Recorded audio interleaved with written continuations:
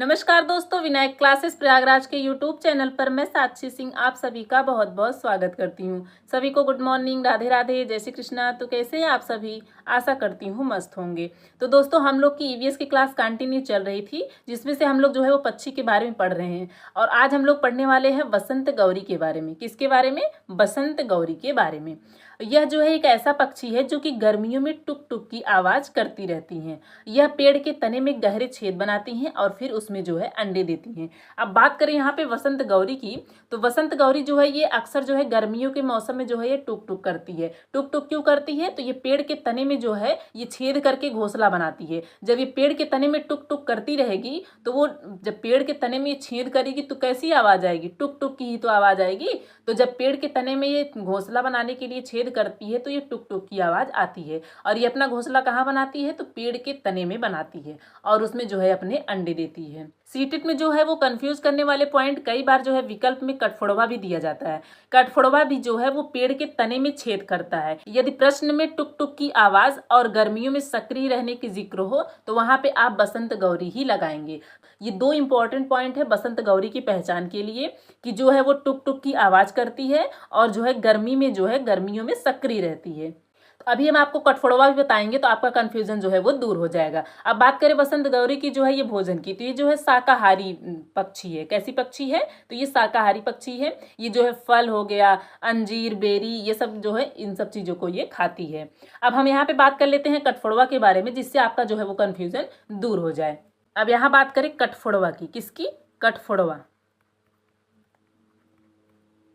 यह जो है एक अनोखा पक्षी है जो कि अपनी मजबूत चोंच से पेड़ में छेद करने के लिए जाना जाता है। कौन सा पक्षी? ये कठफोड़वा पक्षी। ये जो है अपनी मजबूत, इसकी चोंच जो होती है बहुत मजबूत होती है, इससे जो है ये पेड़ के तने में छेद करता है, इसके लिए जो है ये जाना जाता है। अब इसकी चोंच के बारे में बात करें तो इसकी चोंच जो होती है वो छैनी जैसी तेज और सख्त होती है, जो लकड़ी को आसानी से छेद कर सकती है। और यह जो है एक सेकेंड में जो है 20 बार जो है पेड़ पे वार कर सकता है। जैसे ये पेड़ पे बैठा, उस पेड़ पे इसको वार करना है तो ये 1 सेकंड में लगभग 20 बार जो है ये इस पे वार कर सकता है। अब इसकी जीभ की बात करें तो इसकी जीभ जो होती है वो चिपचिपी और लंबी होती है।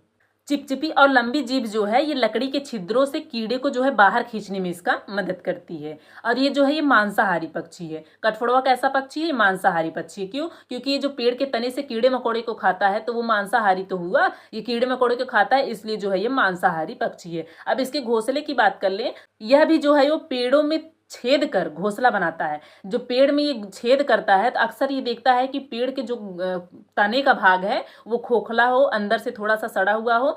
जो मजबूत पेड़ के तने होते हैं अक्सर उसके पास ये टुक टुक नहीं करता, और जो मजबूत होंगे उसमें कीड़े भी नहीं होंगे। जो थोड़े खोखले टाइप के होते हैं, जो थोड़े सड़े हुए होते हैं, उसमें वो छेद करता है, उसमें कीड़े भी मिलते हैं और छेद करके जो है उसमें ये घोंसला भी बनाता है। लेकिन इसका मुख्य उद्देश्य जो है लकड़ी के अंदर छिपे कीड़ों का शिकार करना ही होता है। जब ये शिकार करता है तो उसमें जब छेद कर लेता है तो यह भी जो है वो पेड़ों में छेद कर घोंसला बना लेता है।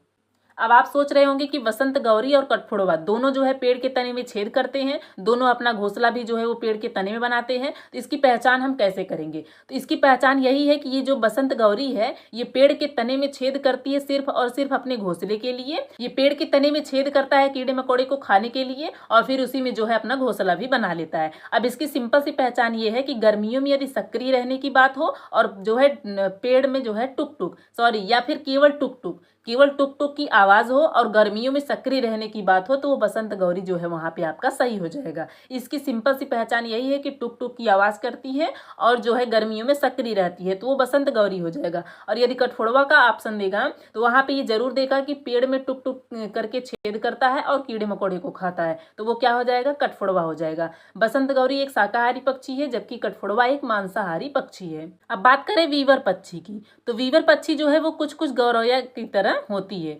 कुछ कुछ मतलब पूरा नहीं, कुछ कुछ जो है ये गौरैया की तरह होती है पर गौरैया नहीं होती। ये जो है बीवर पक्षी गौरैया की तरह थोड़ी दिखती है लेकिन गौरैया नहीं होती। यह पक्षी जो है झुंड में रहती है और पेड़ से लटकता घोंसला बनाती है। ये अपना घोंसला कैसा बनाती है? जो कि ये पेड़ से जो है वो लटकता हुआ होता है।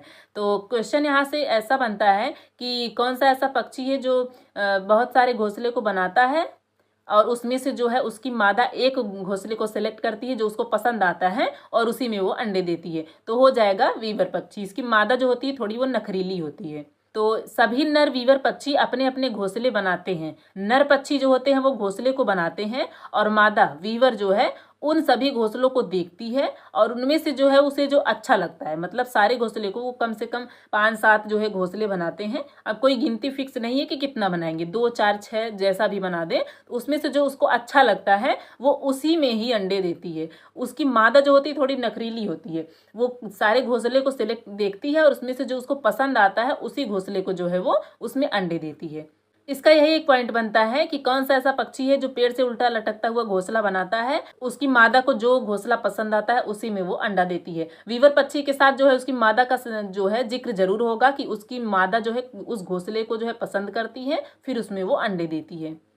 जहां इस पे बात आएगी नर और मादा दोनों की आएगी, उससे आपको जो है पता चल जाएगा कि यहाँ पे वीवर पक्षी की बात हो रही है। अगला पक्षी है दर्जिन चिड़िया। अब दर्जिन चिड़िया का नाम जो है ये दर्जिन चिड़िया क्यों पड़ा?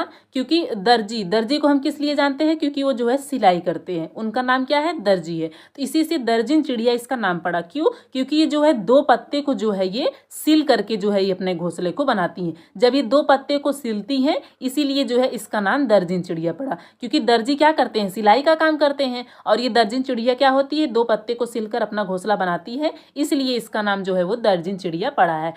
अब दर्जिन चिड़िया को जो है उसका यह नाम उसकी घोंसला को बुनने की खास कला के कारण मिला है, क्योंकि ये 2 पत्ते को जो है वो सिल करके अपना घोंसला बनाती है, इसीलिए जो है इसका नाम दर्जिन चिड़िया पड़ा है।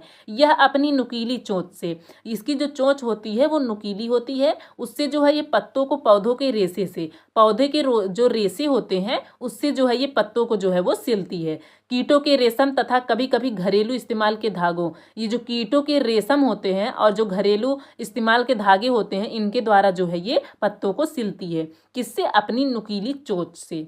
और उसके बीच जो है ये घास पात अथवा रुई बिछाकर इसमें अंडे देने के लिए इसको तैयार करती है। जब 2 पत्तों को ये सिल देती है तो इसके बीच में जो ये घास पात बिछा देती है और रुई बिछा देती है और ये जो है अपने अंडे देने के लिए जो है इस घोंसले को ये तैयार करती है। तो दर्जिन चिड़िया के बारे में जो है 2 पॉइंट बनते हैं। कौन सी ऐसी पक्षी है जो कि अपने घोंसले को जो है वो सिलकर बनाती है, 2 पत्ते को सिलकर बनाती है, और पेड़ से जो है लटकता हुआ घोंसला। ये भी आप ये बस इसको याद रखने के चक्कर में बच्चे क्या करते हैं कि इसके बारे में क्या याद करते हैं कि ये जो है 2 पत्ते को सिलकर जो है अपना घोंसला बनाती है, इसके बारे में यही पॉइंट याद रखेंगे और इसके आगे जो है इसको स्किप कर देंगे। लेकिन आपको ये भी ध्यान रखना है कि दर्जिन चिड़िया से क्वेश्चन बन चुका है कब? 2024 में, कि जो है कौन सा ऐसा पक्षी है जो कि अपने घोंसले को जो है वो लटकता हुआ बनाता है। तो इसका भी आपको याद रखना है कि दर्जिन चिड़िया की जो है घोंसले ये भी पेड़ से लटकते हुए भी होते हैं। इसी में बच्चे बहुत कंफ्यूज हुए थे जब 2024 में बना था क्वेश्चन कि इसका भी जो घोंसला होता है ये पेड़ से लटका हुआ होता है। ये 2 पत्ते को सिल करके घोंसला तो बनाती है, लेकिन इसके साथ साथ इसके जो घोंसले होते हैं वो लटकते हुए होते हैं। इसके बारे में जो भी पॉइंट बनते थे हम बता चुके हैं। तो साथ ही कैसी रही क्लास कमेंट करके जरूर बताइएगा, और वीडियो यदि पसंद आए तो वीडियो को एक लाइक करना ना भूलें। चैनल पर यदि आप नए हैं तो चैनल को सब्सक्राइब भी कर लें। तो चलिए साथ ही मिलते हैं एक नई वीडियो में एक नई जानकारी के साथ। तब तक के लिए नमस्कार।